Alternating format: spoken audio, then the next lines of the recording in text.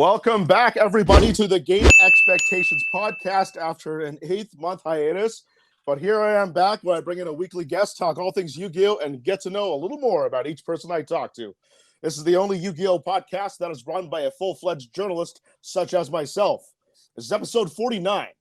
If you haven't checked it out yet, you can check out earlier podcasts with guests like Crush Cards, Ruggles, Yassine, Pack, Distant Coder, and many more. My guest for this week is one of the biggest Yugitubers. He's been known for a sealed-only series, and he's the other half of Simo's progression series. It's Gage Poljak, a.k.a. Nyhmnim. Nyhmnim, thank you so much for coming on, man. Man, David, thanks for having me, bro. This has been a long time coming. I remember I told you months ago at this point I'd be on the show, and it's been difficult to get me to sit down, but I'm happy to finally be able to be here, you know? Yeah, I hear you, man, because, I don't know, I talk to a lot of the Yugitubers around here, and they tell me how busy they are, how much, they can't, sleep or whatnot just because they have to, dedicate their entire lives to the YouTube channels and whatnot, especially Crush Cards. I have so much respect for those guys because yes. they just barely sleep at all. They sleep at such irregular times. They're doing nothing but just working on their craft and whatnot. And same with Trev. He's on 12 hours a day just playing Yu-Gi-Oh! And just working through his content, man. So I can only imagine with people like you, Simo, and MBT going on, having to do all this work, man. So I totally get it, and I totally appreciate you coming on, man. Absolutely, man. Happy to be here. Of course, man. So first of all, man, we kind of saw you doing doing a Yu-Gi-Oh! Discussion really when your channel kind of started, and then now it started evolve more and more into the vlogs, and we know that you're the big man on the progression series with Simo. First of all, how did you get into doing content creation? Oh man, well, I got doing content creation. I started with also Yu-Gi-Oh. I started with where I've been now. I started doing Yu-Gi-Oh videos after watching it's very old school, bro. Galactic God is one of the first YouTubers that I saw as a kid, man. And I remember just watching his stuff and being I could totally do that. And I enjoyed the game so much back then that I just wanted to share it with people. So really after watching Galactic God for a bit, I was like, you know what? I'm just going to give it a shot. And then that's when I started doing it and just took off from there. And then now it started to evolve into your had your sealed own series for a little bit, which were really popular, which helped you really kind of burst yourself onto the Yugitube scene. And then of course we saw you doing Simo's progression series, man. Can you kind of explain the evolution of your channel as it kind of moved on from one thing to another and then another? Yeah, I think the main thing is it's just kind of aged with me, you know. I've been doing it since I was a kid too, since 16 or 15, youngin', bro. I was doing it. So it's I think everything just has kind of evolved as I've aged. And I just realized a lot of things about myself has changed too. I started originally doing, like you said, discussion videos, because that was kind of the thing years ago, is everyone would do them, right? And it's just it's you're the person that makes it entertaining. But the common thing with it is it was a joke that I would always get at least one thing wrong in the discussion video, or one thing wrong, and I'm trying to poise myself as an informative type person. So whenever I get something wrong consistently, that just looks really bad. So I was doing those, and I realized, you know what, I'm just not good for it. So I stopped doing the discussions. And then from there, I had gotten inspiration for the vlog aspect kind of content. And I got that through watching people like Casey Neistat, who was I watched all of his vlogs when he was doing a vlog a day or something like that. Just crazy work ethic. I didn't think I'd ever be able to do that. But from watching Casey Neistat, and then people that were inspired by Casey Neistat, this one guy, Andrew Nemi, who did poker vlogs and the same kind of style that I do, my local game vlogs or something like that. He did the same kind of style as that. And I'm you know what? Let me try to do that with Yu-Gi-Oh! And see what comes out of it. And I think the style just really worked. You know, it was something where you don't get people that go to trading card shops and carry a camera. It's not a place really that you're in people's face, trying to share. It's more a private place, I guess you want to say. But I think there's a lot of cool aspects to bring to the public to it. And no, I think it was just it's a fun format to try out, and it's really worked out. The fun thing I like about watching your content is that it's the fun, bubbly personality that you bring to the camera. You're always cracking a smile when you're on your vlogs. It's always cool to just kind of look through your journey. Just everyone has their own little Yu-Gi-Oh journey, but it's just so fun to see in the mind of a content creator to make their own vlog and kind of see how the Yu-Gi-Oh world is in their eyes. And I think you really captured the essence of what that is through your vlogs. And I wonder, like, how did you decide to make vlogs kind of a main part of your channel? Oh, I think I just really enjoyed the medium. Like it was something, like I said, like nobody had ever really tried to do before. So I was like, I'm gonna like pioneer it and see if I can perfect it myself. So I really just tried to like different like things with it, like different like angles, and see what worked and what didn't. But it was just fun to experiment with it, and it's the form of content that I found myself. Like I found it the most fulfilling for me because like I'm able to do all the intricate stuff with it. You know, get unique shots and like actually just build a story around one video rather than just, there's nothing wrong with just turning on the camera and talking for 30 minutes. Heck, I do that now. But like it's a different thing that nobody really tried before. So I'm like, you know what, I'm gonna focus on it and see if I can do it better than anybody else. And the amazing thing now is that because you did these vlogs, we start to see a lot of the other Yugitubers have really started to take their own shape with their own blogs as well. Like, for instance, like Crush Cards does it, Ruggles does it, Pack does it, Triff does it. Like I can keep going on and on with the list of how many people start doing vlogs now. But I think for me, you were one of the earlier people that started doing these vlogs, like almost like you pioneered it all. So like, is there any thought that to think that this could have been something that you may have sparked like an inspiration for the rest of the YugiTube world? I mean, that'd be very flattering if it was. I think that might be the case for some people. Like I know, like maybe Revs Cards. I think Revs Cards started his thing after I did mine. So it's like it's weird to think like some of these people just wouldn't exist. Like maybe if I didn't try it or something like that. But no, I'm like I said, it's like I think the type of content like vlogging and stuff, it really lends itself to who's behind the camera. Like I don't think if you go back 10 years ago or something like that and looked at the Yu-Gi-Oh scene then, you might not have those personalities that maybe would be like confident enough or like comforting enough to come to a local card shop and be all like loud and brazen.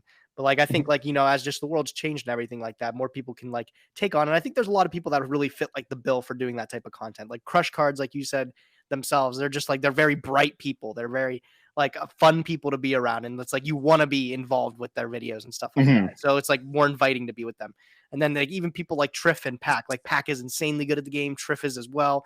Like these people are like knowledgeable beacons that we really didn't have back in the day. Like maybe back in the day, like the smartest guy on camera was like Pro Winston because he went to Worlds. But but like now you have like these actual really intelligent players that want to share like their competitive journey and stuff.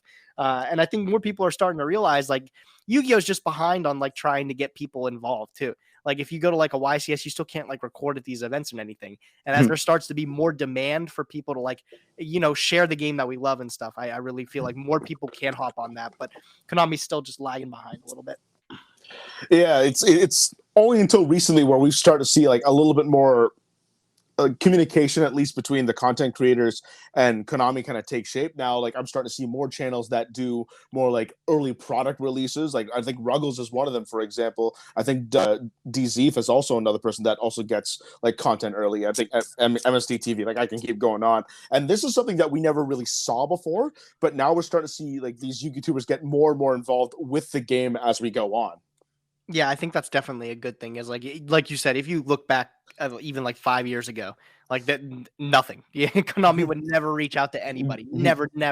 And like nowadays, they've got like a nice tight circle of people, like you said, like Revs Cards, Ruggles, Lithium. Normally, that group of players, well, the content creators, they're also creating specific stuff for Konami, and I think that group of people have done a really good job too. I think they're really great people to pick for that. But yeah, like you said, back in the day, man, like they just never hit up anybody for anything. Yeah, I think that's quite important that they're allowing a little bit more transparency. So to kind of continue with this point, I know that you are a part of a professional gaming team. I believe the Pittsburgh Knights, if I recall correctly, that you're a part of. Yes.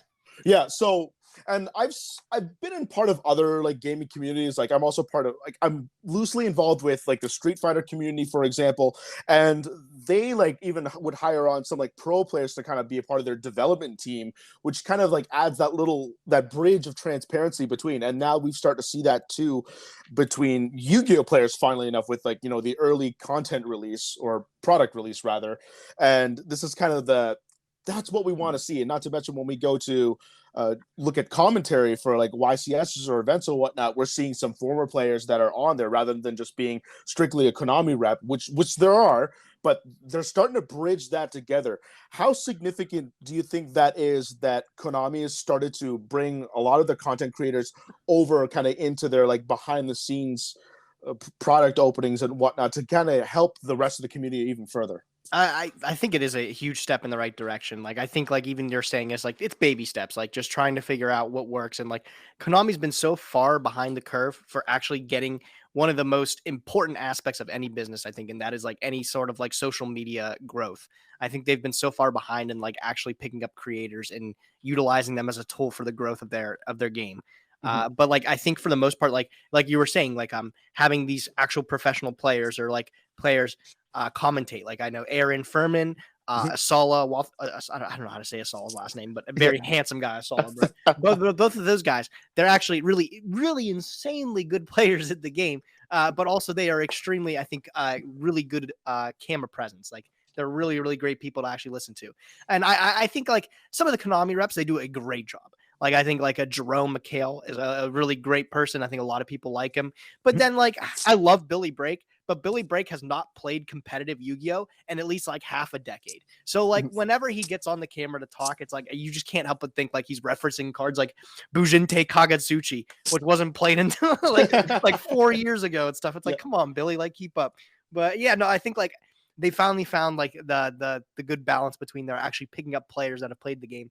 And currently play the game. I know Pokemon, they just had their world championship the other week, and they had a really big content creator named Frosted Boo, and she like she's played the competitive TCG for a while, but she like opens packs and stuff like that too. But she was invited to commentate the world championship, and she did a bang up job too. But I think like getting people that are it's their livelihood. No, they do this for a living. Like who's more knowledgeable about the game than somebody that literally does it 24/7? I think the more companies as they start to realize that, then like I think the content that comes with it will resonate more with the players because they're already watching it on a weekly basis. It's the creators that they love to see, with the game that they love to see. And it's very commonplace to see not only in just Yu-Gi-Oh! And card games, but also in your traditional sports and esports, that you would bring on like a retired professional player of the game to bring on to be a part of like the broadcast team or like an analyst to really give that expert insight now. And it's kind of lagging that we've seen it in Yu-Gi-Oh! That it only was brought on up until you said, like roughly around like 5, 6, 7 some odd years ago. And, that it adds a level of depth and analysis to what maybe like the reps may not see. Like, for example, like judges, for example, when they're part of the game, maybe they don't play as much. Maybe they just judge. Maybe they just kind of score keep. Maybe not like quite in tune as the game. Where if you look at, say, like a content creator who's, lately we've seen them just kind of devote practically their entire life to it, have like intricate knowledge of the game, where we've seen like some of the best players come out to being, content creators. Like we see Pac, for example, and Triff. Like those are probably like the two biggest guys right now that are out there like dominating the TCG. And I'm sure if Jesse Cotton decided to get into content creating, like he would make a huge explosion in that part. But I don't know about you, but I'm seeing a higher skill level in Yugitubing from players compared to way back then. I don't know if you would agree with me or not on that. Oh, I think 100% I would agree with you. Like I was saying, like I think like to my knowledge, the only person that was like a legitimate like beacon of information that you would like care to hear what he said, because he went to the world championship. Of course, it was Pro Winston. Like I said, like back then, he wasn't even a great YouTuber back then, but he was good at the game, right? And now like back in the day, even I think if you look, there wasn't a lot of information on like just how to get better, right?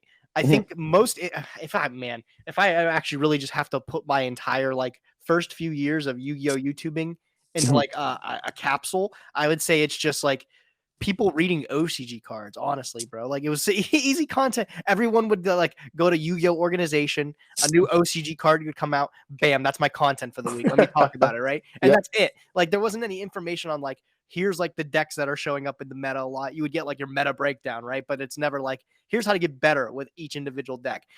Maybe you would get an on-off video here and there. But now I think another big thing that has come about that has really made it better is Twitch streaming too. Like Twitch streaming, like really some of the people that have pioneered it, like Farf and stuff, they've stuck through it. But even having pro players being able to like individually stream their gameplay and be able to talk about like what their thought process is in such a real-time manner, I think has significantly helped a lot of people learn how to play the game. So I think really the evolution of like just the people getting better and like people willing to share that information has definitely been like a new trend. Because if you go back in the day too, like I think it's really crazy to think that Patrick Hoban, one of the best players in the game, right, thought the best way to share some of his information that he accumulated was through a book.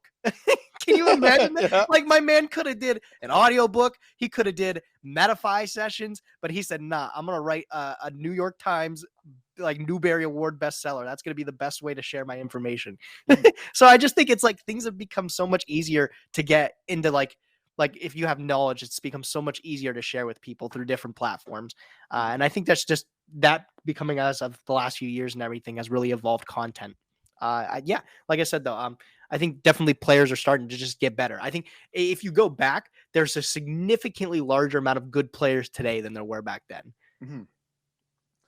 And we've seen information just become a lot more accessible. It's pretty much what you alluded to during that entire conversation there. And that, like, if you ever look at like Pac streams, for example, he will walk you through all of his moves that he does when he does through like the tournaments that he plays. And everything he does is just so insightful, and it really has helped like my game a little bit. Now he started to do a little bit of coaching too. Funny enough, like he actually was coached by Cody Angeloff, I believe, and now all of a sudden he's going on his own, and now he's known as one of the one of the top players of the game. And it's insane how much time and dedication you can put in the game that you can be like that good that fast. And Pac is a prime example. But it's not only that, like we're seeing so many people now gravitate towards Twitch. Was a medium that wasn't even used like, you know, not that long ago, and now about at least half the Yugitubers I know that are at least going on Twitch now and starting to stream their content, and it is shown to be like incredibly successful, like Farfa being one of the biggest guys there.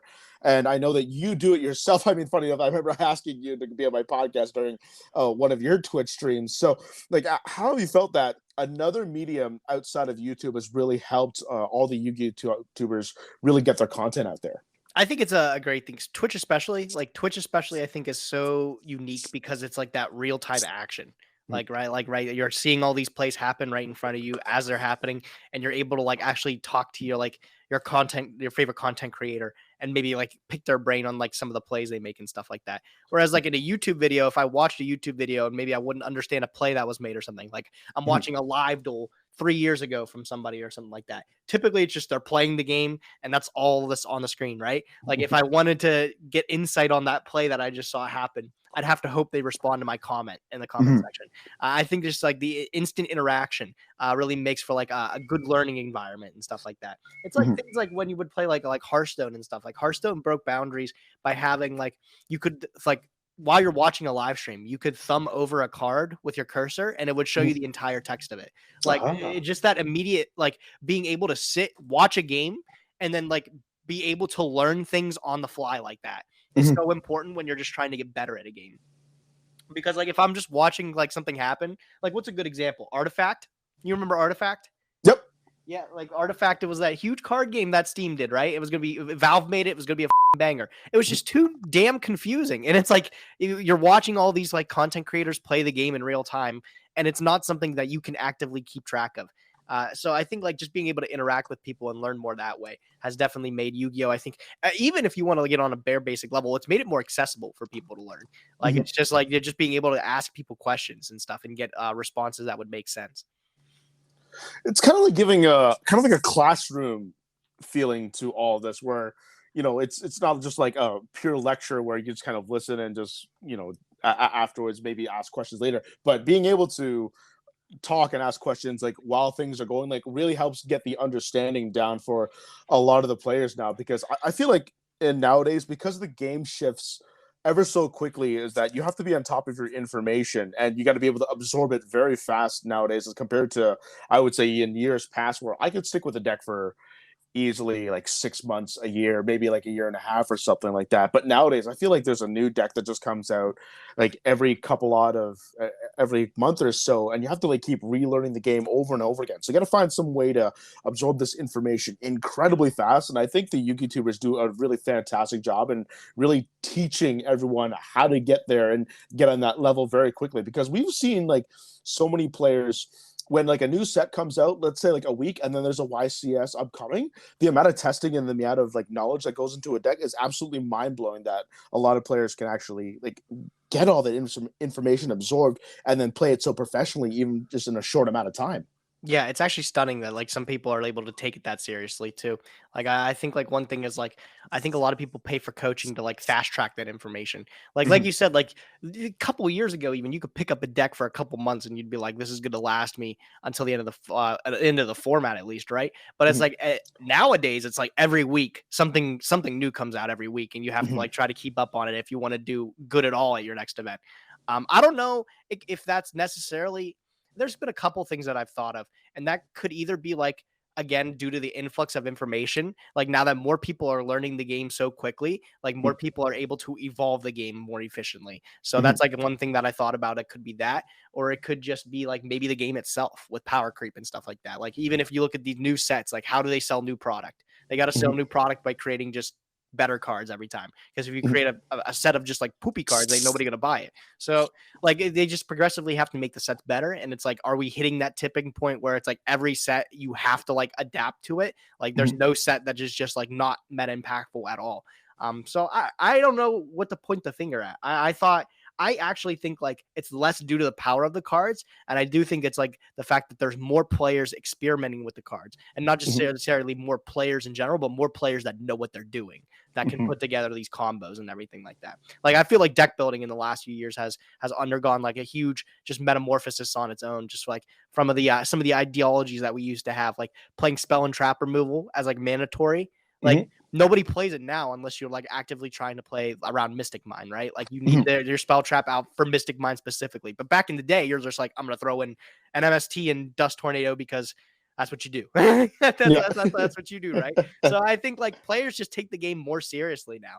And I think like with the influx of information being able to like be again more accessible to people, more people have that opportunity to be able to break boundaries and experiment with things that players maybe back in the day couldn't.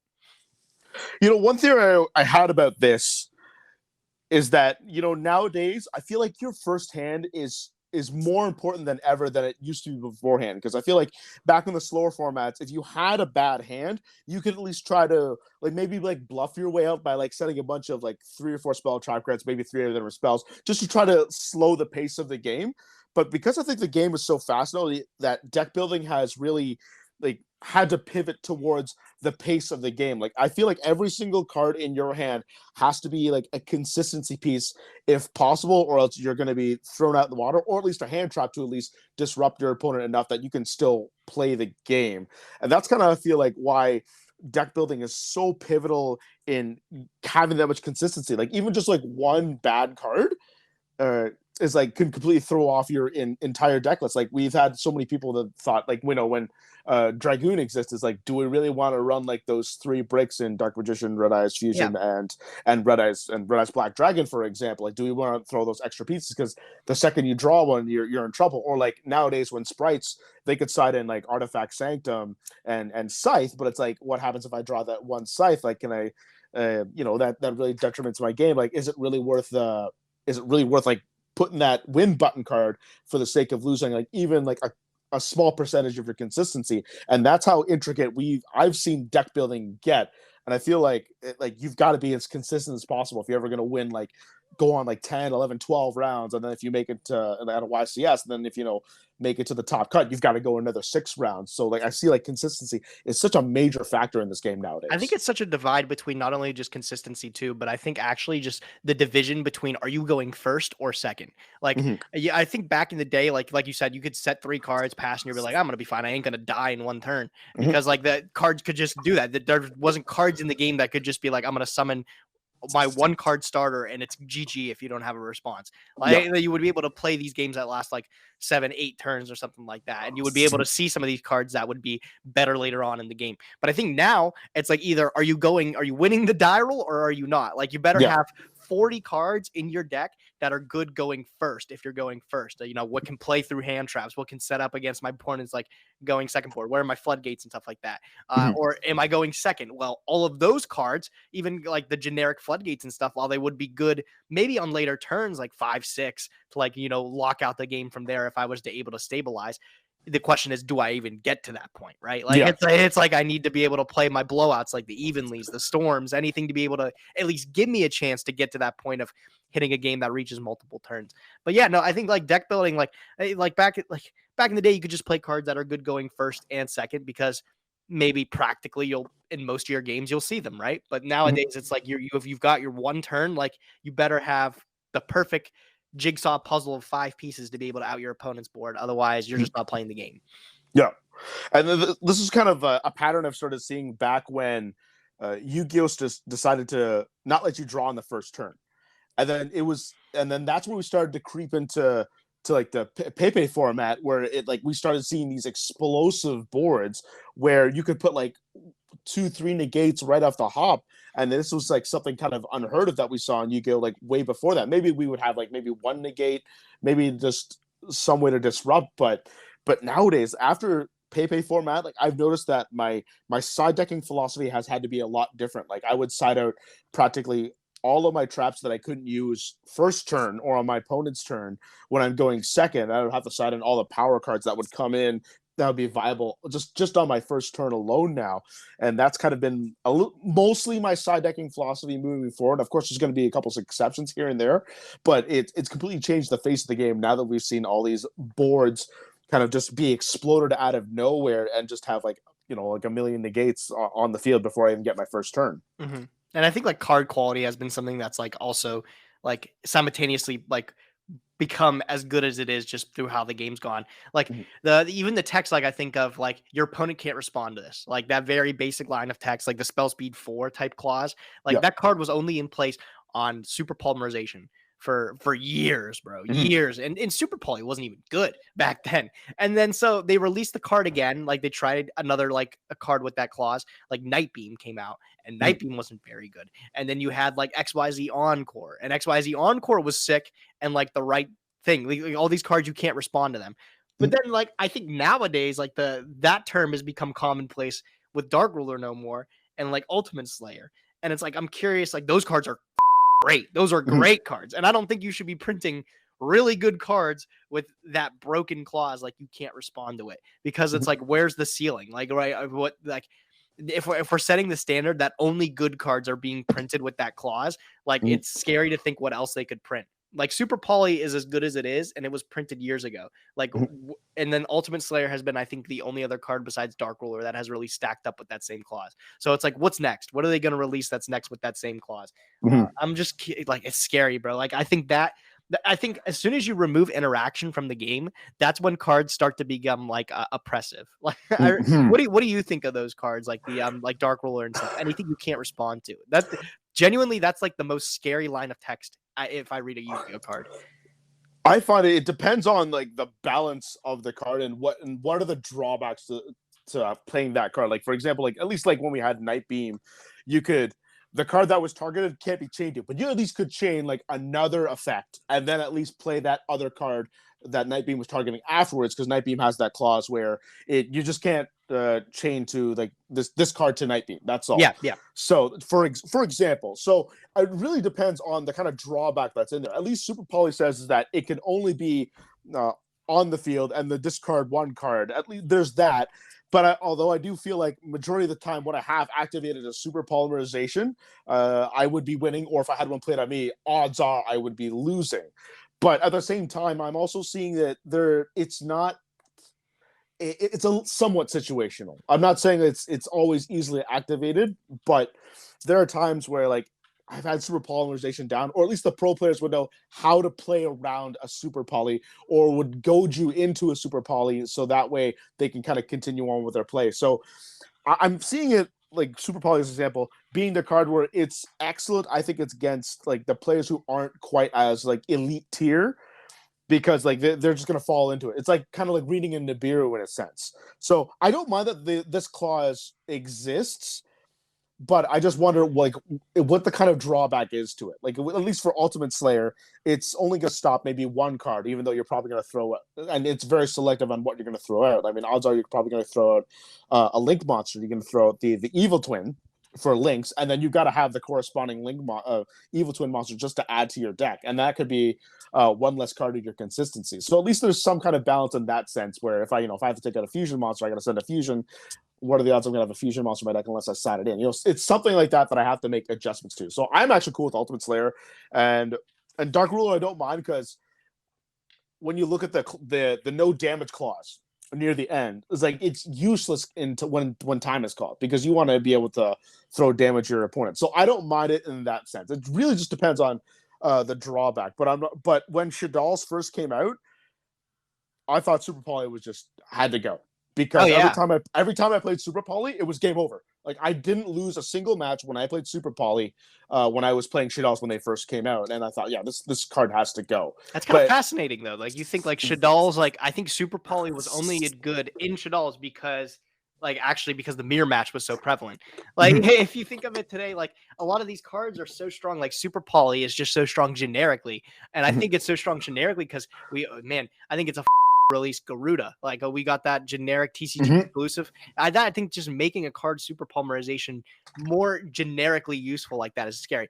I might say this, but like if Shadal was still like a tier 1 deck today, and like Super Poly was at 3, and that was one of the reasons like Shadal was good, is because Super Poly was only playable in Shadal.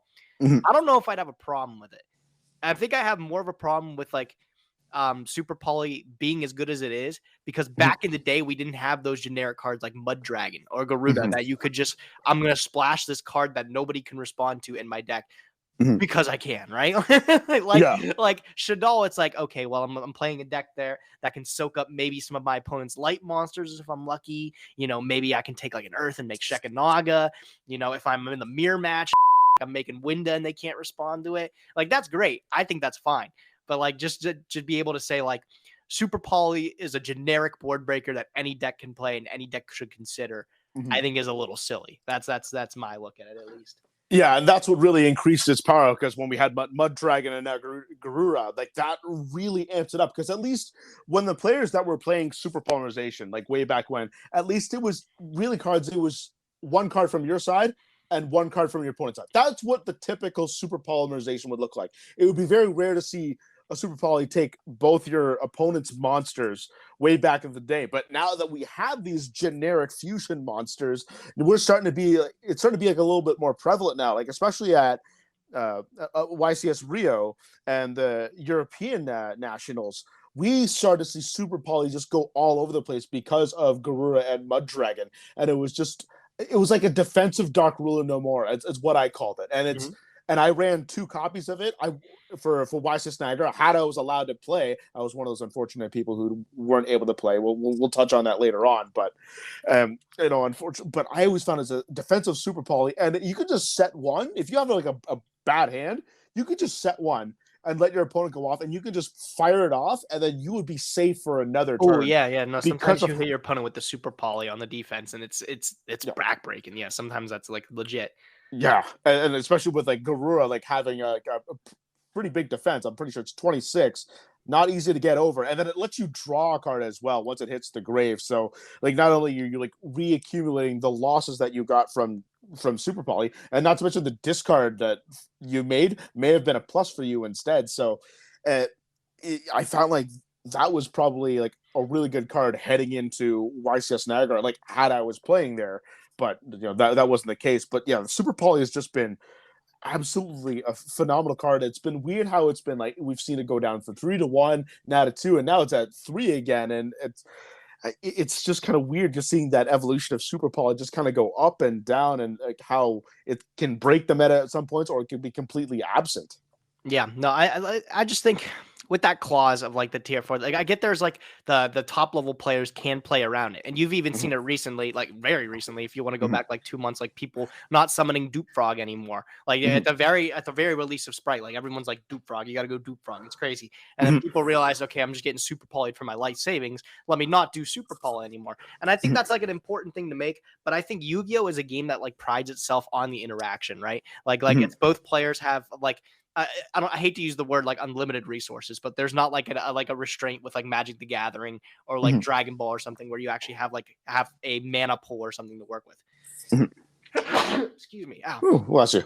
Thank you. No, I just feel like Yu-Gi-Oh prides itself so much on like being able to have like these speedy games with all this interaction. And when you take that away, it makes like certain cards I think like unfun to play against. And that's like I think Super Poly is just like the epitome of like it's not fun to like be like, well, like every time I've had Super Poly activated against me, I literally say like, quote, I'm like, well, nothing I can do about that. There isn't anything, so the cards just leave the board.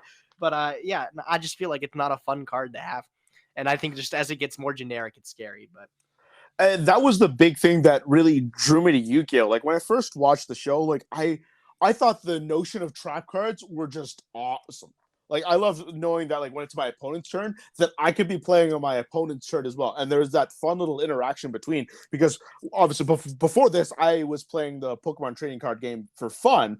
And it was one of those games where it's you do your turn as your opponent waits. After you're done, your opponent does a turn and you wait. And that's how it went. Like you didn't have any interaction really with your opponent, like directly anyway. Yeah. But Yu-Gi-Oh opened up that dimension and let you like play on your opponent's turn and really go back and forth. It feels almost like an interactive chess match with each other. And that's what I loved about Yu-Gi-Oh way back then. And I'm not gonna say I can't do it now, but I could do it maybe a slight less, or I got to do it a little bit differently than how I was used to. You know, being a legacy player, like playing since 2003, I'm so used to having the interaction. Like I play a lot of GOAT format myself, and I miss like going back and forth with my opponent for like 5-10 turns and whatnot. And nowadays, it's like I've got to go almost like near full steam on like every single turn just to like crush my opponent and beat them out on like my first turn. And like I don't see a lot of games go past 4 turns. Usually it's around like the 3rd turn, I would say, is when the game is going to be over now. And that would be like unheard of way back then. Oh, yeah. You wouldn't ever get that, or it'd be very rare that would happen. I mean, there are some times where you might get hit with like a Delegro duo, Magician of Faith, another duo, and then that's it. That happens sometimes. But nowadays I feel like it's, what's that opening hand? What are you going to do with it? And can you squeeze yourself a victory with the hand that you're thrown at? And maybe the one subsequent card that comes after it. And that's it. And I think Yu-Gi-Oh's done so many ways to maybe try to like slow the game down, but they've also done so many things to kind of like increase the pace of the game, which where like I don't know where like the balance point is. Like, how much do you want to buff? How much do you want to nerf to keep the game balanced? Because if you buff the game too much, the game gets too redundant, too slow, and not as interactive. But if you make it too fast, well, then it's like I'm looking at my opponent doing like a 15-minute turn, and it's like what fun is that in that sense? And I get that that's a lot. I think a lot of people say that's like not enjoyable, or it's just. But I think the big thing is it's just different. I think that's like the word is like it's different than old Yu-Gi-Oh, and I don't think that's a bad thing. I was thinking about this the other day too. It's like, when you give somebody that 5-card grip, right? Like, unless the deck is like super linear, like Summon Inspector Border Cash, like most players are going to look at that hand. And I think especially with some of the decks, like how cards are created now, like most players can look at an opening hand and some players are just going to play it completely differently.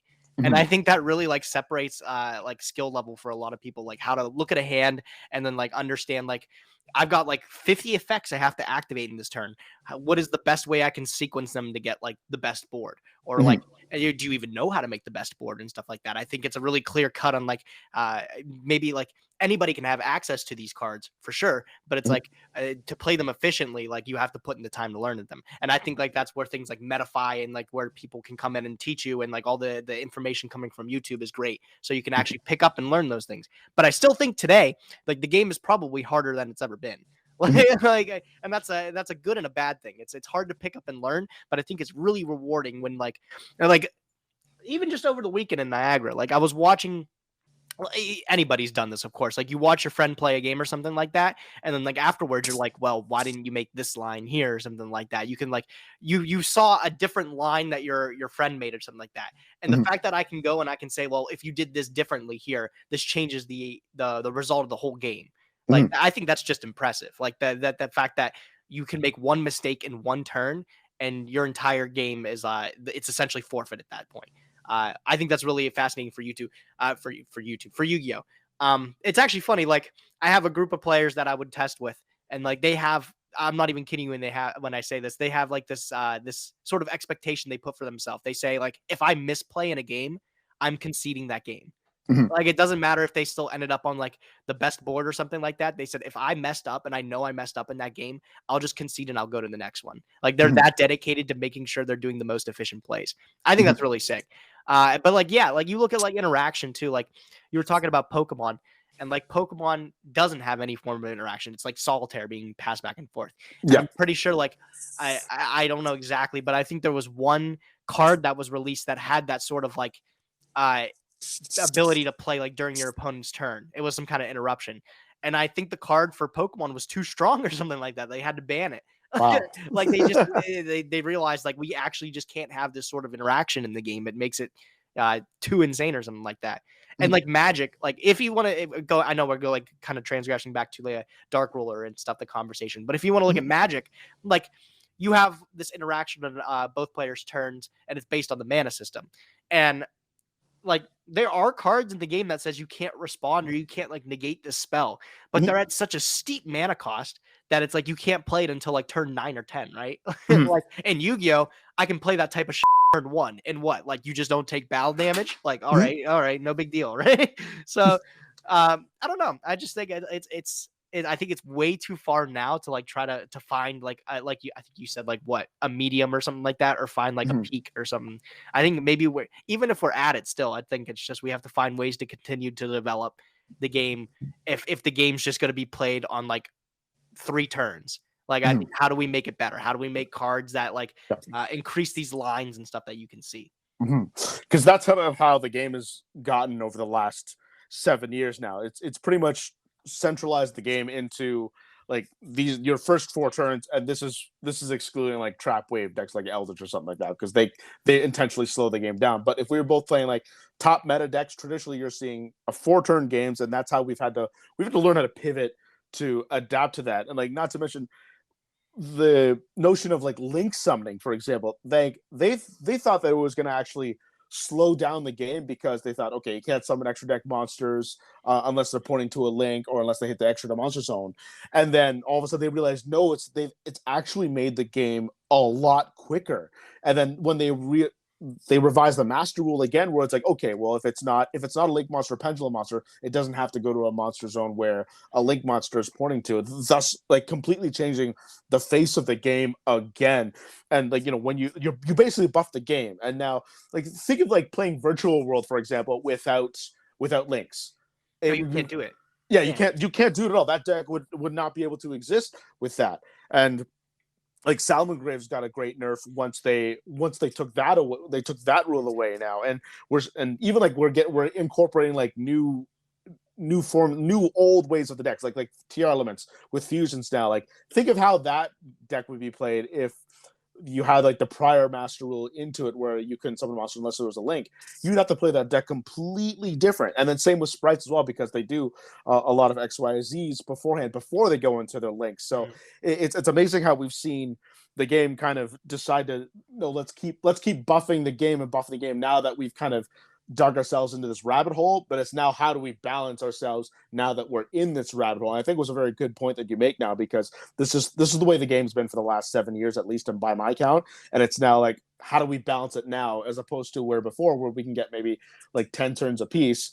They had to balance the game then, but it's definitely a different game before than it was now. Oh yeah, I think that, man, that's really funny. You bring up that one little period of time that we had that sort of master rule, well, master rule 4, I think it was.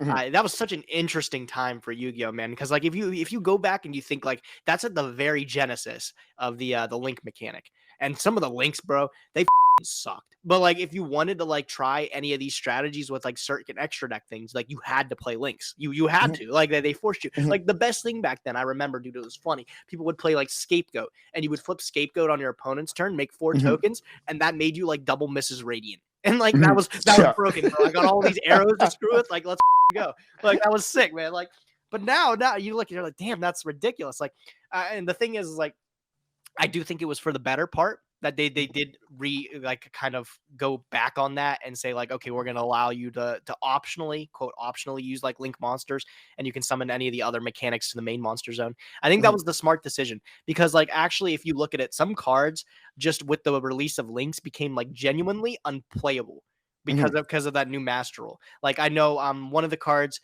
that yeah, and it's another reason this card can't come back, Brilliant Fusion. Brilliant Fusion is already a great card on its own, right? Like it would be like you would foolish a light and another monster and a gem knight, and you'd be able to get an additional normal summon in the body on the board. It was crazy, but it was like sort of like circumvented with the fact that I have to summon it in my 1 extra deck monster zone and then like immediately link it off for something else later down the turn, right? It's like I can't keep it on the board or anything like that. And like, wow, it's like you think about back in the day, like that being there, like the fact that you had to summon to the EDM made things so bad. Zulkin, like you were talking about Virtual World, ultimately Zulkin was unplayable. You couldn't do it because what, you got to summon it to the extra deck monster zone and then you can't use its effect. Like it was so bad. And that's the thing is like, I think it's like sort of a give and take, right? Like it's like how many cards have to die for the game to be like completely like equilibrium, right? Like totally balanced. And I think even if you look at like a very basic problem we have now still, and that's like Hauka Fibrax, like how many cards have to die on account of Hauka Fibrax to make the card fair? And if you try to look at that in a more of a macro sense, like how many cards have to die in Yu-Gi-Oh to make sure it's a quote fair game? And what's a fair game for most people too? So I don't know if we ever hit that spot. I don't know if we ever hit that point where everybody's going to be happy. I don't think we ever have. No, definitely. I don't know like how many ban lists we've gone through where there's always someone that's going to complain or someone that's going to be really happy. You know, we're all waiting for a ban list right now. We're all wondering when is the game going to change, because you know it almost feels like once we're in the tail end of every single ban list, everyone has that feeling. It's like we've been here forever. When is the game going to change? When are we gonna get like a little bit of a mix up? When can I bring this card out of my binder? And that's and you know we kind of want change because like every single event that I would go to nowadays is that there's always something new that comes out. Like YCS Rio, for example, completely different from what YCS Niagara would have been, because now Tactical Masters came out. Now you have like the runic cards that you have to deal with, and they made a bit of a splash there. That's like another thing you have to pivot for. I remember when I was playing Despia, and then Therion just came out.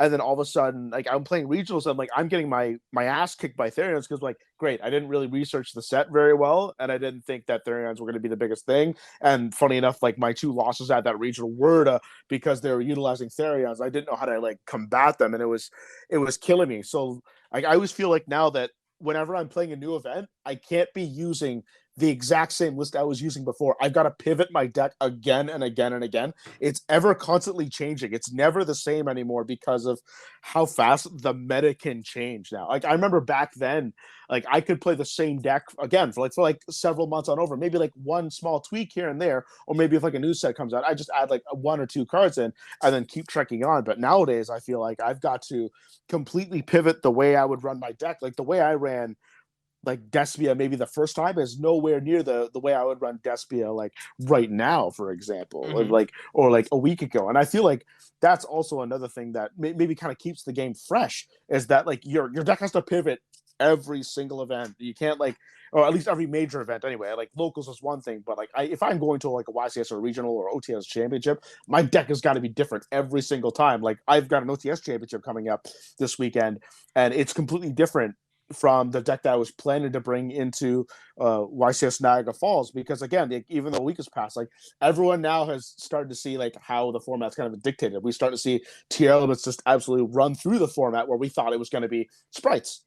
And like I ran sprites when a Toronto regional came out for the first time, when they were out the first time, and then now it's like I've had to pivot that deck completely, and it's amazing how much transformation your deck has to go through week by week just to be able to keep up. Yeah, I wonder if that's and again, I wonder if that's just a thing where it's like players are thinking differently. Like I need this, I need to innovate more often because like you said back in the day, 5 years ago or something, I'm gonna build a deck for a whole format. It'll be fine for the whole format.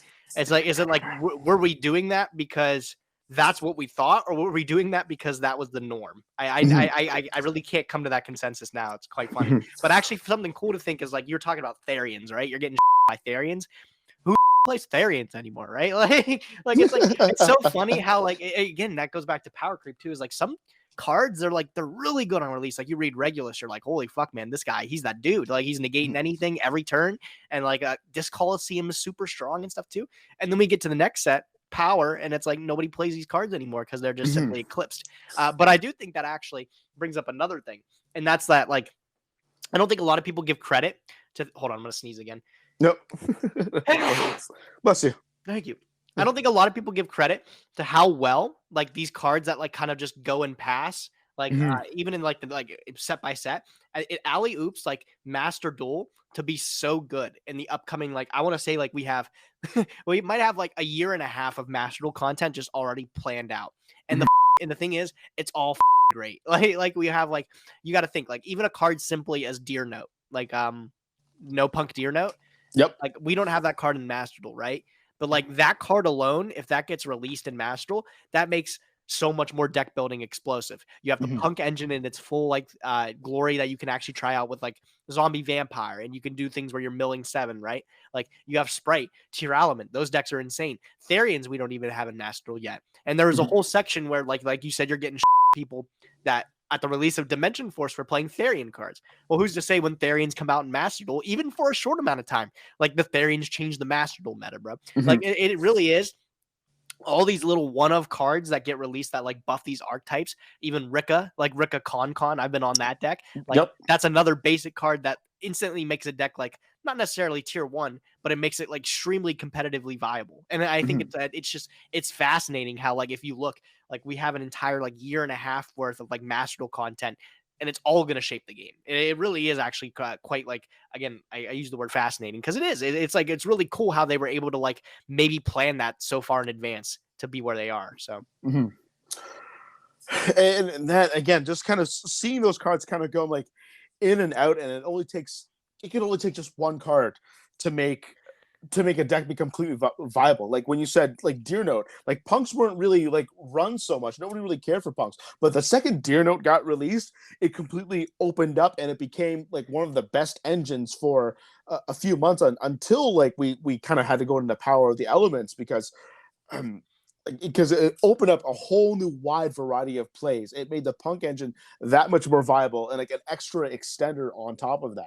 So it's and then like Mathmech too, like the newest Mathmech that came out. Now we're starting to see Mathmech decks kind of be like maybe I don't want to say rogue per se, but like maybe like a tier 2 deck now that we could see at events, but that could possibly top. Like just one card could be all it takes to completely sway the entire momentum of the deck and make it completely viable. Like I play against, I think like a Mathmech for the first time, I think on Tuesday, I played against it. I never got to encounter the deck outside of just maybe some like rogue local guy that would run it, but now I actually like played it against. And then you read Diameter, you're like, holy smokes, yeah, it does everything, man. That's crazy. Yeah, exactly. That card's insane. Yeah, no, it's like you got to think like the thing that really gets me going too is like you said, like we were just saying, it's one card, right? There's one card that can make an archetype insane.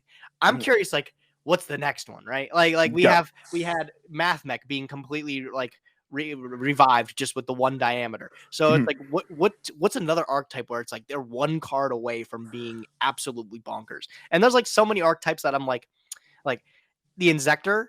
You know the Inzector spell, right? Yep. That came out. That card's really strong, but like you read this and it's like, how was this emergency teleport or this reinforcing the army that's in like one card? How was this not good enough to make Inzector good? Yeah. And it's just like, it's like what how hard do they have to push a card to be able to make an archetype halfway decent? Because like another one that I was looking is like, I love Wind Up. Wind Up is one of my favorite decks of all like old time. Yep. And it's like I always say like, oh, they could bring back the Carrier and the deck might be able to do something. Realistically, the deck won't be able to do anything with just Carrier. I think Carrier is super strong, but I think they need another card.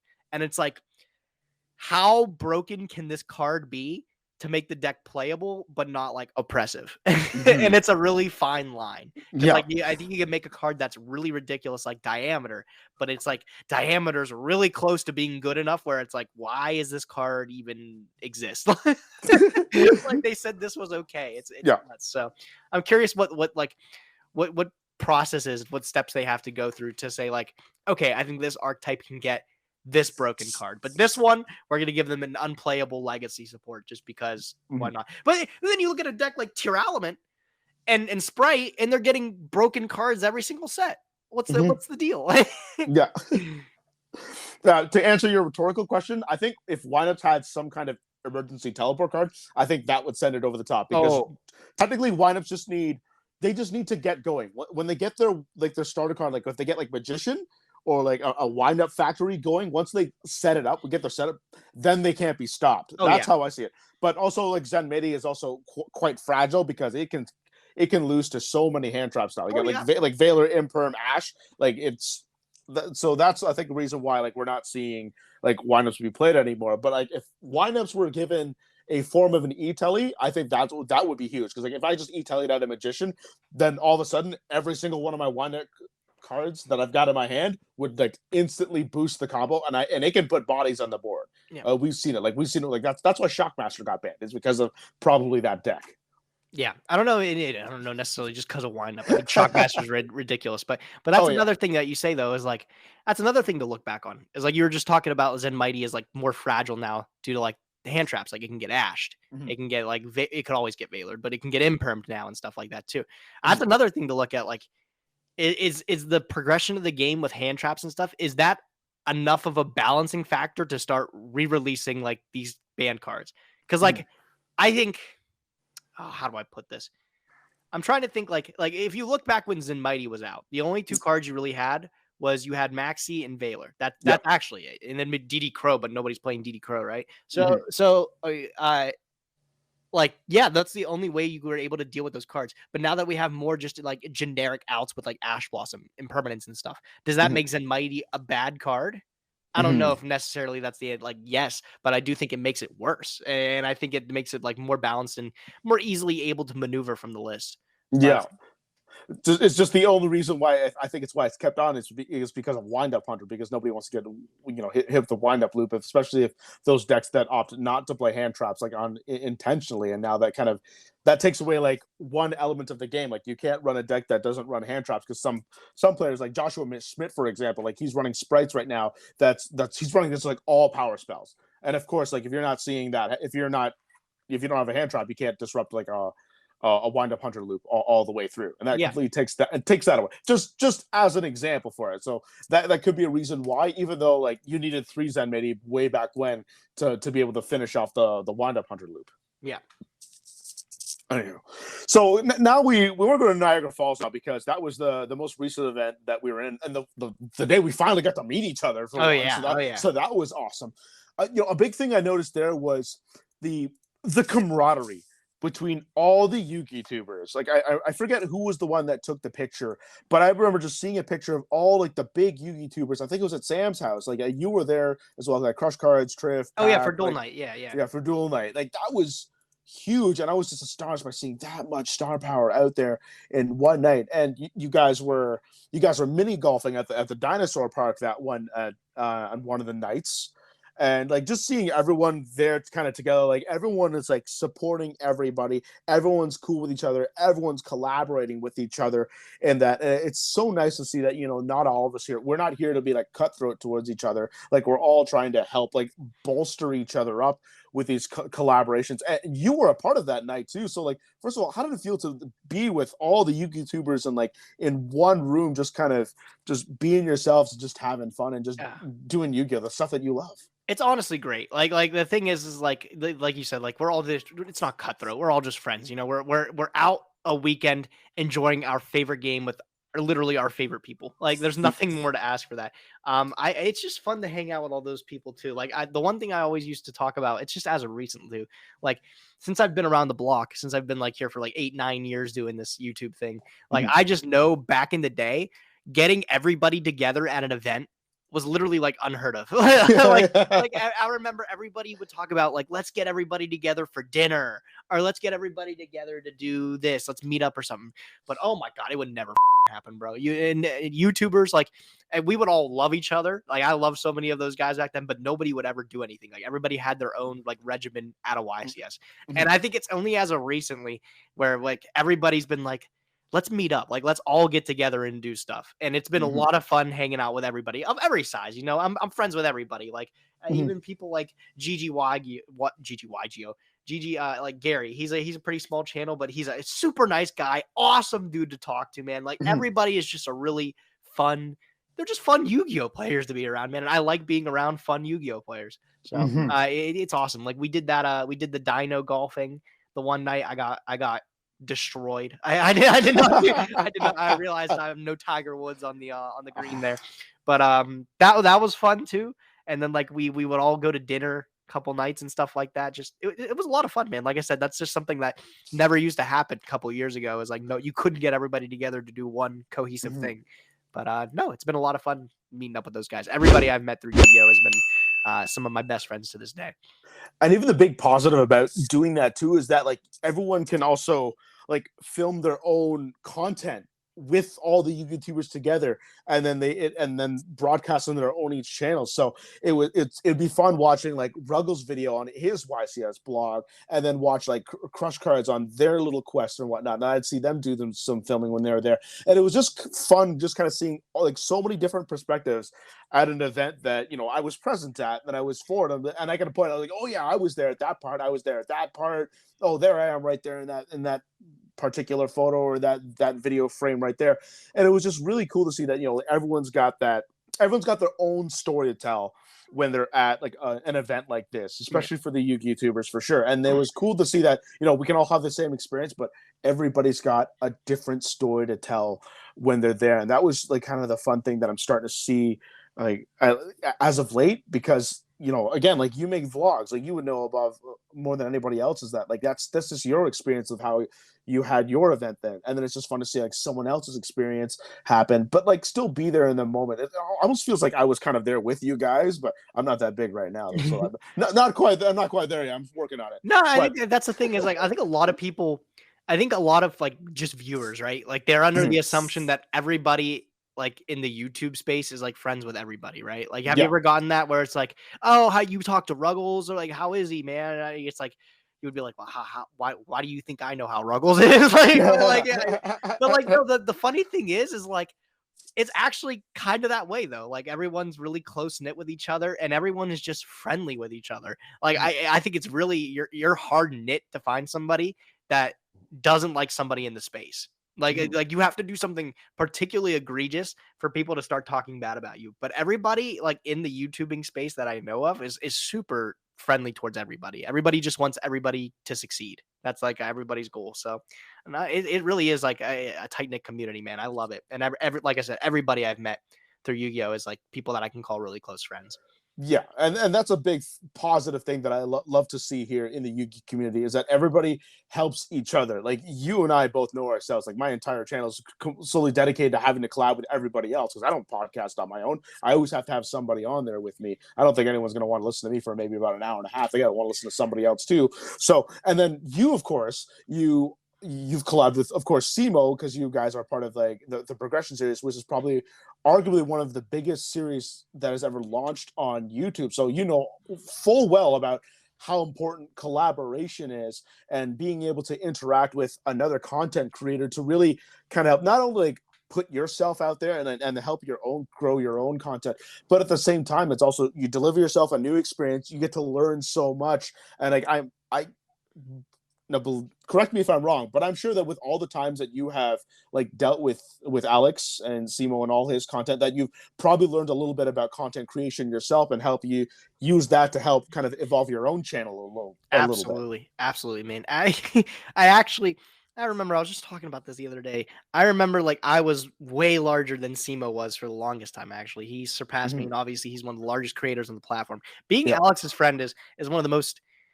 Yeah, it's one of the greatest things, but it's also one of the most difficult things too, because there's a lot of things that this guy does behind the scenes, and you're like, this man has a work ethic like nobody else, bro. Like I look at him and just the things he does on a daily basis, I get embarrassed about myself, bro. I'm like, how does one man keep up with so much? And it's just like, man, the way he talks about it, dude, it's so admirable. Like he just says, like, I get to wake up and do what I love every day. Like I get to play cards for a living. That's awesome. That is awesome. Like, oh man, dude. And it's like you just you want to be him. Like you want to just be able to be at that level where it's like I just wake up and I do what I love every day. Now, Alex is especially like being his friend. It's challenging. And it also is like super rewarding. He's just a very intelligent guy. You can tell, like, if you've ever talked to him, you've had him on the podcast, right? Yeah, great. Oh man, you probably just hearing him talk. He obviously like approaches things very different from other people, and he's just a very bright person too, very smart and very like happy person to be around. Like I've hardly had a negative thing to ever say, like when I'm talking to him. What a guy. Yeah, absolutely. And I was kind of awestruck when he like accepted my invite to come out to my podcast because like I'm one of the smaller guys right now that's trying to like get back into it, start to build up again. So the fact that he was able to take some of his own time out and come on and talk to me on like some small YouTube channel and like really like give his insight and give his time for like an hour and a half, because that's a lot of time for a lot of the Yugitubers to take away. It's like an hour and a half, because that could be an hour and a half that they could be working to make their content. Like it's like I said at the start of the podcast, like Triff could go play 12 hours a day of Yu-Gi-Oh. That's what he tells me he does this on his off days. He does that like for 2 days in a row on his off day, and then 5 days a week he's doing nothing but like content creating, streaming and whatnot. And then like Ruggles is a very close friend of mine, and I can barely get a hold of him on the phone because he's always busy doing something. The way he works his camera is absolutely phenomenal. I know that he went to college for that stuff, so I knew that he was like very adept at being able to work a camera, and then that kind of helped him develop a little bit of a stage presence, which is so gratifying. And it's so nice to see him, like a great friend like that, who like went away for the game for a little bit and then kind of come back to it, and just see him like have this kind of magnitude now. It's like every time I have to like a conversation, there's always like 2, 3, 4 people that come up to us like, hey man, I really enjoy your content, man. It sometimes gets a little tricky to have like a full conversation with him unless like we're private in a room or something like that, because he's got such a great following going on. And that's why I'm so appreciative of like the amount of time that a lot of the other content creators give to like other people, because of how much work they have to put into the game. Not to mention you've got your social lives to juggle, you've got your own personal time that you've got to juggle. Like everyone has to decompress in some way, shape, or form. So like the amount of time that the YouTubers give, in my experience at least, has been nothing short of amazing.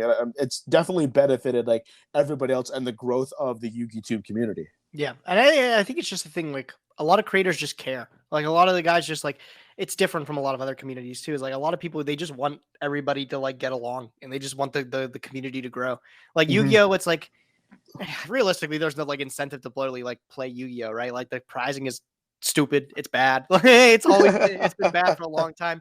And I know a lot of people talk about like we literally just play for bragging rights. That's what we've done. That's what Yu-Gi-Oh players have done since the dawn of time, is like just playing for bragging rights. So it's like everybody just wants to, it's a game that we just play strictly to enjoy, because there is no like financial aspect to it. There's no financial like way to benefit from it unless you're like actively really, really trying hard to.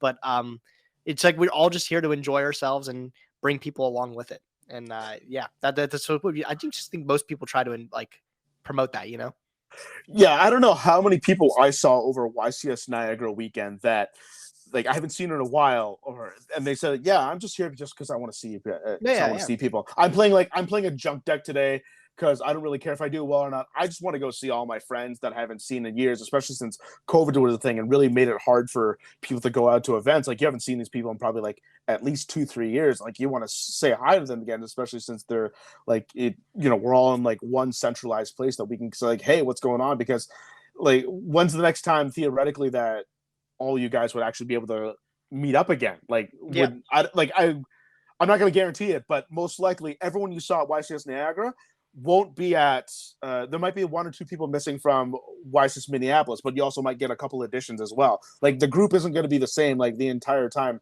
the whole way through for the most part, or at least I'd make a safe bet that would be the case. But yeah, like friendships definitely are a huge thing, because like again, like when I went to YCS Niagara, I wasn't allowed in. So what I did was I hung out with my friends that I haven't seen in a while. I actually went golfing on the Saturday, funny enough. Like I never golfed in Niagara, so I thought, hey, that'd be a great opportunity for me to do. And I just wanted to see everybody and go around. Like that's where like we finally got to meet each other for the first time. Like I've only seen Crush Cards actually once before that event ever happened. So that was really awesome seeing them again. And it was just fun just hanging around, just seeing everybody, and even like meeting new people that you knew that like were big, but you never actually got to meet them until now. Like you were a prime example. Like I met Raphael Nevin, like he was one I met over, and I've never like seen him before. So it was just really cool that like we're kind of getting like out of like the latter stages of the pandemic, cross our fingers, and starting to see everybody again now that we can kind of travel like across the borders and like see people that we've never seen in a while, especially since this used to be something we'd like, oh, I'd see for like a couple months here and there, like in like maybe 1 or 2 months, and then I'll see you again in another couple months. No, it's like it took years for us to be able to like see certain people again. Yeah. Like there was one person that I met actually. I hadn't seen him. His name is R.H. Nisker, Ryan Nisker. Oh, Ryan Nisker. Yep. Ryan, very well. I met that guy. When I first started doing YouTube, he first started as well. This was like 8 years ago. We took a picture. We met at like one random ARG event when those were still going on. Mm-hmm. And it was great. Great guy, great friend. And I stopped talking to him, dude, for like 6 years. And then I saw on my Facebook, he posted, he was like, I'm at Niagara just to hang. I know for a fact Ryan doesn't play Yu-Gi-Oh anymore, man. He just doesn't. Yeah. And he just posted, he's like, I drove 3 hours to go hang at this event.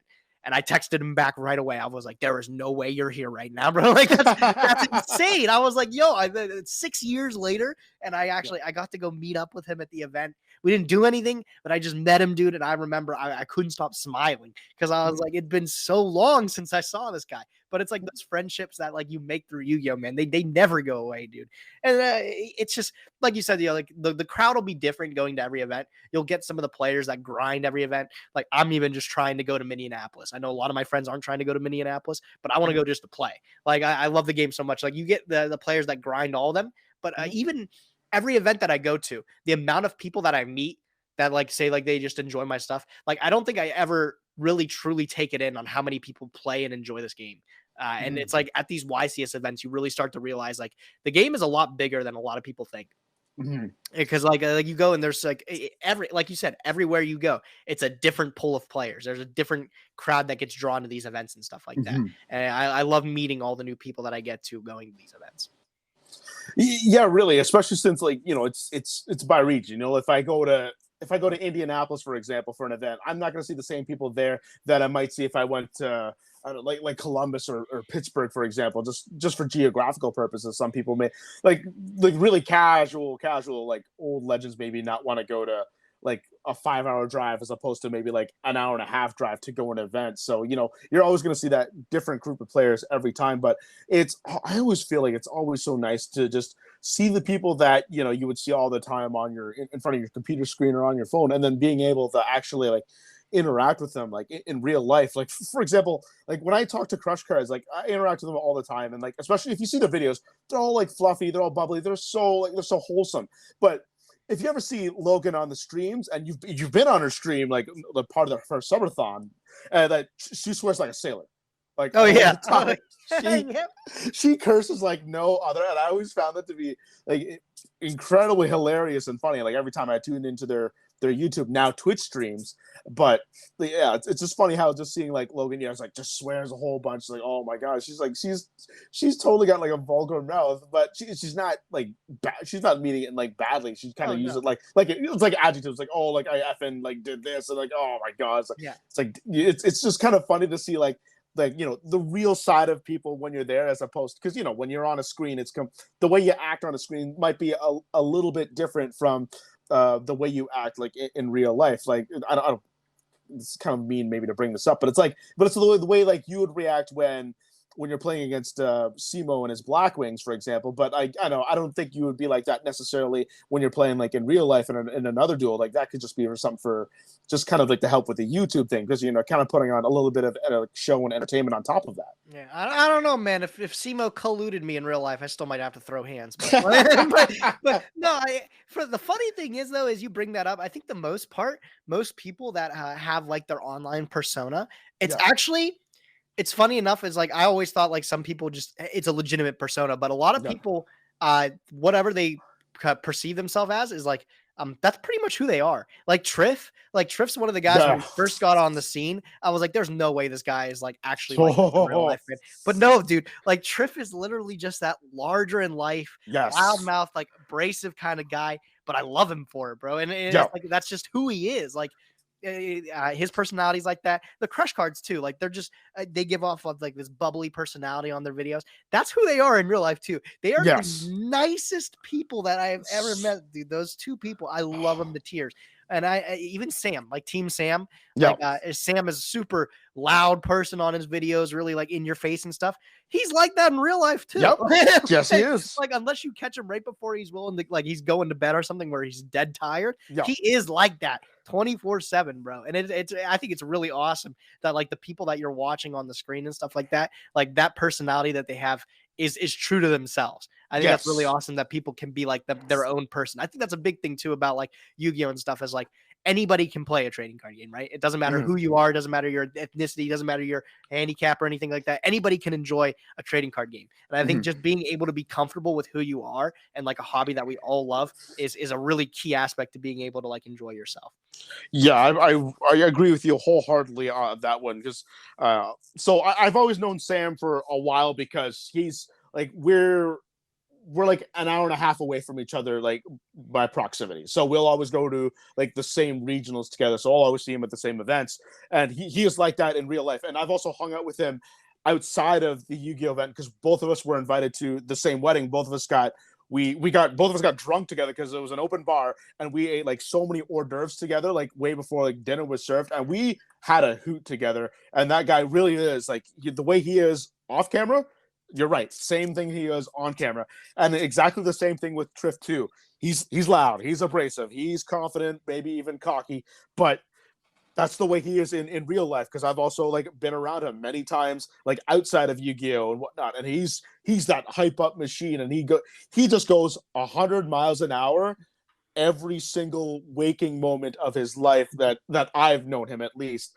And like I will talk to him like at almost every event. Like we're always cool with each other. We always talk and like sit down for a couple minutes and talk. But he is exactly that. Like this is not a caricature of himself online. He is genuinely that. And I think those personalities like really kind of draw the audience together because that's who they actually are in real life. They're not acting. I don't think they're acting. I really think that is their genuine selves kind of meeting everybody like outside of the Yu-Gi-Oh, the Yugitube realm and like knowing them personally. Like, that's completely them. And I think that's a huge draw is that they're legitimately genuine.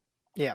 I think another cool thing about you talk about Triff again too. Is like I think a lot of people think Triff is like, and I maybe you can tell me I'm wrong. I think a lot of people think Triff is like actually like dumb. Like I think a lot of people assume he's a dumb guy and he's not very smart. And I remember I can't talk a lot about Duel Night, and I'm not going to. But like when we were there with Pac and them too, Pac said something, and it was what I was thinking too. Pac goes like, Triff is genuinely one of the smartest deck builders of all time, but nobody gives him the credit because of how like he projects himself onto people, right?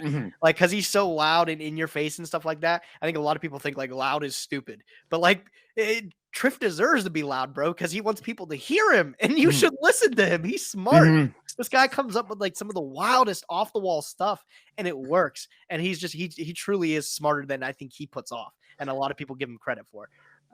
It's the amount of time that he puts in this game, like, and I don't think a lot of people realize like the effort he puts into it. It's how much practice he puts in. It's how much effort he puts into it. It's completely astonishing. Like I talked to him, I think during the summer, we were at a Toronto Regionals. I sat down, I asked him like, yo man, like how's like life going for you now that like you quit your job, your full-time job to now do like full-time Yugitubing? And he basically gave me a breakdown of his schedule and I was completely astonished. I'm like, how could you do this? Like, I couldn't do this. Like, I have to work like my full-time career. I've got like my fiance to be with. I've got my own little hobbies. So like, I can't, like, I don't know how you can get that time. And then same with Tom Box of MST TV. Like, he goes like to 40 plus hours for his career, and then he works 40 plus hours at least for his YouTube channel. I'm like, and he also has a wife as well. So I'm like, I don't know how you you balance all of that together and run a successful YouTube channel and like work full time. Like the amount of dedication that goes into the work of Yugitubing is completely off the wall and nuts. And like as you said, for me, like Simo, the same thing. The amount of work that he does into it is completely off the charts. And it's like I don't know his schedule, but I'm sure I would be just as astonished if he told me how much work he puts into his channel that I assume he's told you and what Triff would tell me. Yeah, oh yeah, absolutely. And even if you want to like take it full circle now that we're coming up on like the end of the podcast here, though, full circle, like you want to just take like you're talking about like all the effort put into stuff now. If you go back to 8 years ago and you look at the content that was acceptable back then, just from what people were producing, it is nowhere near to what people are putting effort into stuff now. Oh, like I think like a lot of people are just more passionate about the game now. It's kind of crazy. Like back in the day, like you could post like a profile on like the Poopies camcorder and everyone would be like, this is the greatest video on earth. There would be things like people would do things called like binder videos. And do you know what you ever see a binder video? Dave? Yeah, they would just show you your binder. Yeah, like, this is my collection. These are my trades. These are my trades, bro. Yeah. That was it. And that was awesome, bro. You're like, give me more of this. Like, I want more of that. Like, but like nowadays, you'll be looking at these huge productions, like Dole Knight, even. Like, you look at anything like that Simo makes with these consistent series and stuff with these like unique ideas.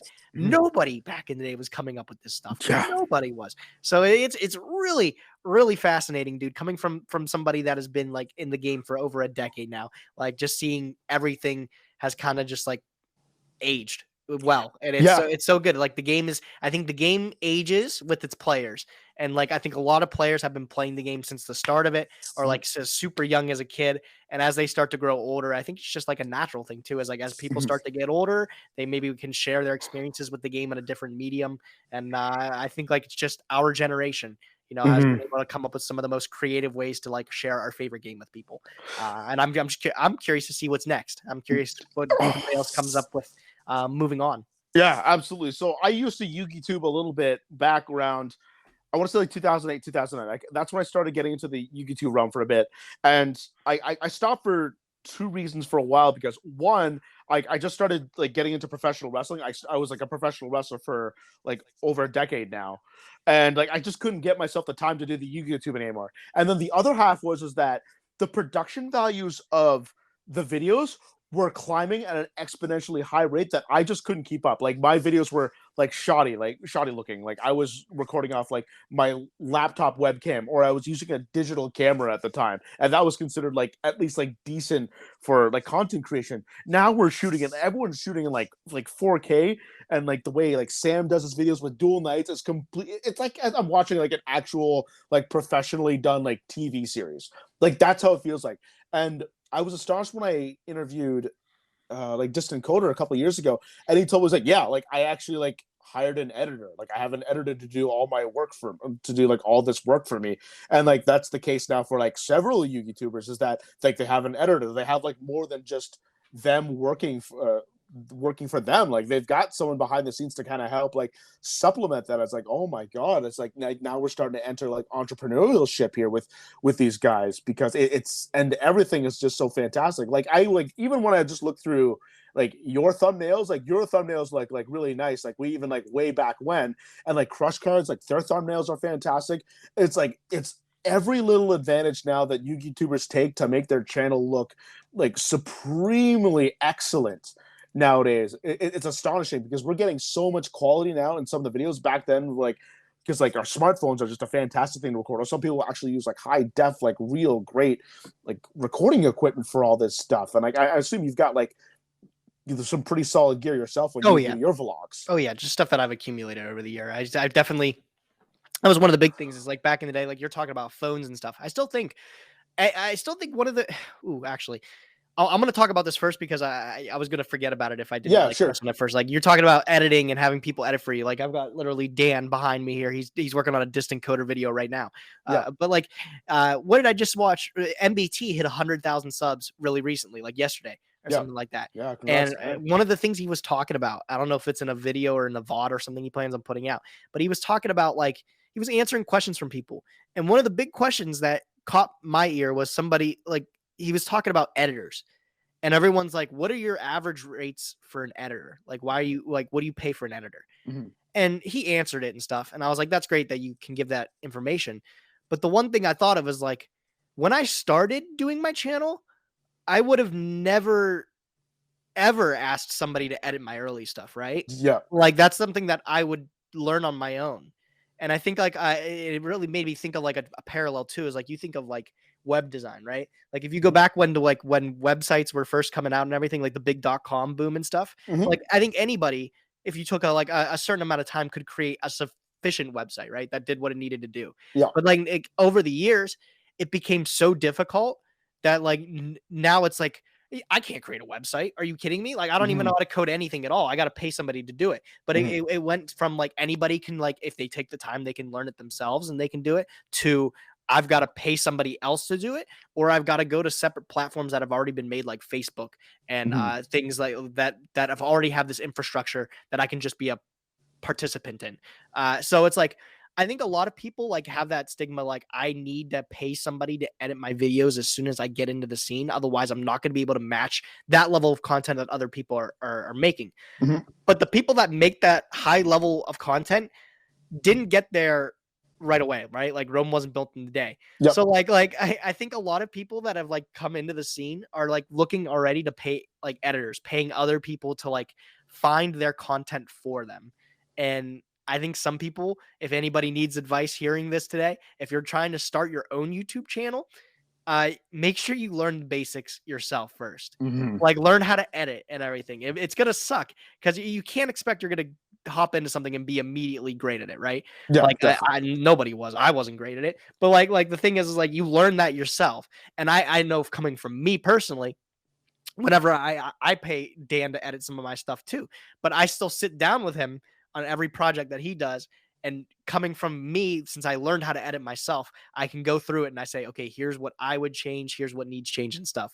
Whereas I feel like a lot of people just coming into the scene and like whoever just asked that question to MBT, like, how much do you pay an editor? I've never uploaded content, but let me buy an editor. Like, just try doing it yourself. You know, you'll learn a lot about yourself, what you like to post and everything like that when you do it yourself. Yeah, and then eventually, like you get better and better as time goes on, because when I was in school, like for journalism, like I learned like the bare basics of working like Premiere Pro for like my editing software. That's the software that I use to edit myself. But like when I started using it for work as well, like my full-time career is like I would have to like mix around, get a little bit better and better. And you know, it would take me like several hours maybe to like produce a podcast, and now it would just take me like half the time now, because I've gotten that much better, of course, and I get more efficient in doing it now. And like when you start making some more money, then maybe you can get some more like hardware upgrades. Like now I have a much better laptop than before. I've got like a much better microphone, et cetera, et cetera. And you know, you start to learn those skills. And I know that Crush Cards also, they do some editing themselves too for themselves, and I think other content creators as well. So it's also that other skill that you develop, and you can kind of branch out, and then of course, like, you know, that's more labor costs that you don't have to pay for in a sense. But I always found it astonishing that when Coder told me that he had an editor, and then so, you know, I found out like months later, it's like, oh, like a lot of the big YouTubers now are starting to use like an editor. I was just astonished. Like, I can't believe it's gotten to that far, like quality content that we're getting. It's like it can't be just a single person operation behind it. There's got to be someone else that can like help produce like this high level of quality for like content creation. And it's just amazing that we've seen like the quality develop over the years, like going back from like my dinky little webcam laptop and the digital camera, and now we're shooting in like 4K, like 60 frames per second videos now, and everyone's just seeing like movie-like quality now in these videos. Yeah, I think it's really cool that people are looking at Yugioh YouTube and they look at the videos that are out there right now. And like you said, like people look at it and they say, I can't do this myself. I have to hire somebody to help me. Yeah. And that's not a bad thing. It's never a shameful thing to say like you need help to make content. But it's flooring to see that Yugioh YouTube content has reached a point where people realize, but people think they can't just hop into it and make anything. Like they feel like there's a baseline. Like I have to meet this like this baseline of content and stuff. I think that's cool, man. Like considering, like I said, from where I've came from almost a decade ago, like it's really cool to see like that's how things have ended up. Yeah, the amount of work that these YouTubers put into, and like how much they had to, like, you know, for lack of better word, had to suck for a little bit before they actually got, you know, really noticed. Because like Coder was like around for probably I think 2 years before he started like gaining a lot of notoriety. And then I talked to Simo before about how he got into it. And he told me how much he had to struggle before he became like as big as he is now. So like, you know, we all have to put ourselves into perspective and realize, you know, like this is definitely not going to be something that's going to be happen like overnight. You can't just expect like one shout out or one little thing to just instantly throw you over. Like there has to be some kind of grind for the most part that you got to go through before you get recognized. You got to get better. Like even myself, I'm still a small YouTuber too, but you know, I have to go through that grind just like everybody else, you know. So it is what it is, and that's the, you know, it's a sacrifice that you have to put yourself through in order to help yourself get big. For unless like you're that magical unicorn that somehow gets exploded overnight. Yep. So like, so it's just nice to know that like seeing all these people that like they were once in everybody else's shoes too. It's just they did things a little bit differently. And I remember seeing like a Twitter thread, I think Coder put it up, and it was about how like I think one person was complaining about like, you know, like, yeah, I'm not that lucky, or like I didn't like luck my way into becoming famous. And like I think Coder responded saying like, no, like I had to grind for 2 years with like very low viewers before I got big.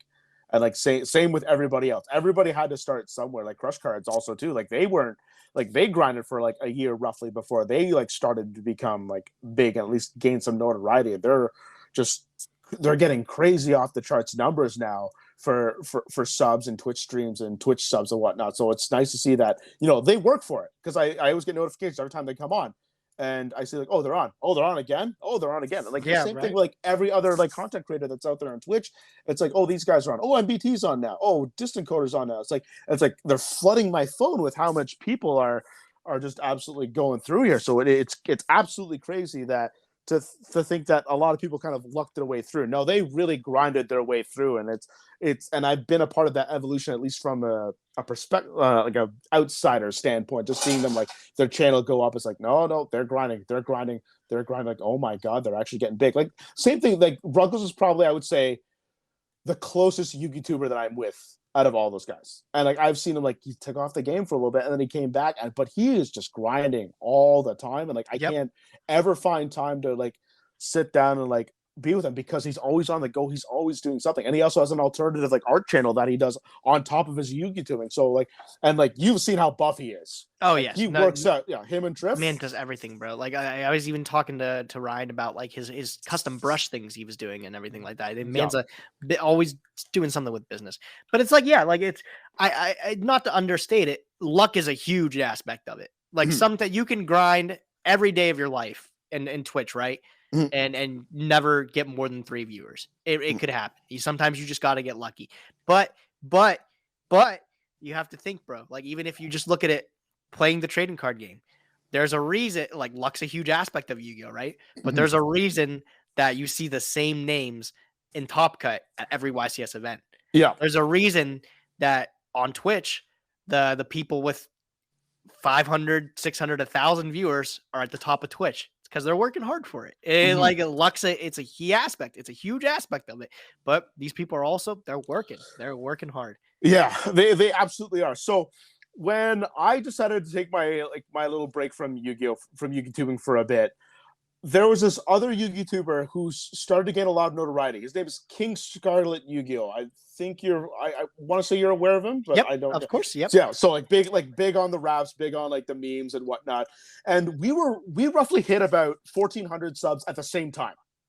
And when I stopped, he kept going and he kept grinding. I think he's at about 7,000 or 8,000 right now, within a span of 8 months, and that is actually like very good growth. Yeah, like that's actually a growth that you'd be like proud to have. And like big respects to that guy, because he really grinded his way through when I took my break. And like this guy's blowing me out of the water now. We were both like I want to say struggling YouTubers. We were both kind of like just getting ourselves back out of the gate again and just trying to find that rhythm. But he really carried himself on, and he's attracted a lot of notoriety from all the other Yugitubers now, that like he's starting to really like shape his own like unique channel and really get things going here. So, it is there. Like, you put in the work, but you also have to be smart about it too. And he like interacts a lot with social media, a lot, especially on Twitter. I find Oh yeah. that he's like immersed in the community. I think that's also like a big reason why, because his social media presence, it really helps him like get through and like gain all those followers, because you can't just put like 100 YouTube videos up and just expect to be good. There has to be some other element that helps you get noticed and put yourself over, so that way you can get recognized. Yes, absolutely. So for you, who's, you've got like 75,000 subs, what would you say for those people who are like kind of struggling and trying to find that rhythm to finally get themselves a little bit more noticed in the YouTube world? Truthfully, getting noticed, I think, is just the hardest thing. Like, I think that's Yeah. the thing that takes like the most luck. Yeah. But I think like the thing is like something that at least like makes that easier is just make sure you enjoy what you're putting out. It's like that's what I've been trying to do recently. Is like I took a little break too, where it's like I didn't really upload anything to my YouTube channel, and now that I'm starting to get back into it, I'm just uploading stuff that I enjoy. Right? Like my new thing is like on the Master Duel ladder. Like there's no reason to grind Master Duel. There's no like prize for it, right? If you hit Diamond 1. But I'm like, but I was like, I want to hit Diamond 1, so I'm gonna grind to Diamond 1. And that's like my new series. One of them is where it's like I'm just playing the game and enjoying myself. And like I'm also sharing like some of the collectibles that I've gotten in the last years. I'm just making stuff that I enjoy again. I think just making sure like you find what makes you happy, and making stuff like that. Eventually that'll trickle down, and like other people will start to see that. And like hopefully the dream is that they enjoy it too. Well, Gage, like I've been enjoying the content you put out. It's fun kind of seeing the perspective, and I always enjoy like watching you just duel Alex, whether it's at your expense or not. But I was so stoked to finally be able to like see you at Niagara Falls and finally get to see you, because like I know like you've been a person I've wanted to get to for like on this podcast for a very long time, and I'm glad it finally happened. And like I really enjoy like the stuff that you've been put out here today, and it was really nice to get in a great conversation with you, man. Oh yeah, thank you for having me on, David. Sorry to keep you waiting for so long for it, dude. I hope it was worth it. Yeah, of course, man. Any shout outs you got before I let you go? Just shout out to pretty much everybody I've met through Yu-Gi-Oh, dude. Honestly, that's what we talked about today. I big shout out to Dan, who's behind me working on Distant Coder video, working hard. Shout out to everybody I met at Niagara, everybody. Yeah, that's about it, I guess. Beautiful. Oh, that is Nyhmnim, everybody. One of the best Yugitube vloggers around. Also the other half of CMO's progression series. Gage, it's been a pleasure having you on. And when there's going to be some more events around my area, so hopefully around like northeastern United States. Hopefully I can kind of see you in the United States. Once that ever happens. But Minneapolis is still pretty far from me, and I don't typically plane for events. I'll drive, but plane is I don't want to spend that much money for it. I'm not like that top tier yet in dueling to warrant a plane for it. But it was fantastic being able to meet you in Niagara, and it was fantastic to have a conversation with you tonight. Oh yes, absolutely. Thank you, David. I'll definitely catch you at any of the northeastern events. I'll be there for sure. Yeah. And that's around my area. I'll be around at all of them. So. All right, man. I really appreciate you taking the time out, man, to come on my podcast. I hope you had fun, and keep the grind up with those vlogs, man. They're always enjoyable to watch, and I hope that progression series just keeps evolving, keeps getting better and better as you go along. Thanks, David. Means a lot, bud. All right, man. You have yourself a wonderful night. You too.